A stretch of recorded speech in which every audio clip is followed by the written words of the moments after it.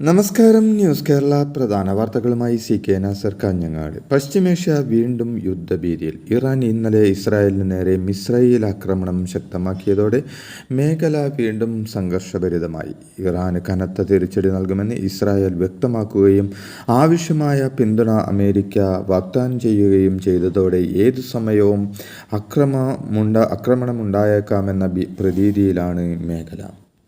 Iran തൊടുത്തുവിട്ട 180ഓളം ballistic മിസൈലുകൾ ഇസ്രായേലിൻ്റെ രഹസ്യാന്വേഷണ വിഭാഗമായ മൊസാദിൻ്റെ ടെൽ അവീവിലെ ആസ്ഥാനത്തിന് സമീപം പതിച്ചുവെന്ന് റിപ്പോർട്ട്. പിന്നാലെ മൊസാദ് ആസ്ഥാനത്തിന് സമീപം വൻ ഗർത്തം രൂപപ്പെട്ടതായും റിപ്പോർട്ടുകളുണ്ട്. പാർക്കിംഗ് സ്ഥലമെന്ന് തോന്നിക്കുന്ന സ്ഥലത്താണ് 50 അടി വീതിയിൽ ഗർത്തമുണ്ടായത്. മൊസാദ് ആസ്ഥാനത്തിന് സമീപമുള്ള ഒരു ബഹുനില കെട്ടിടത്തിൽ നിന്ന് ചിത്രീകരിച്ച വീഡിയോ ആണ് പുറത്തു വന്നത്.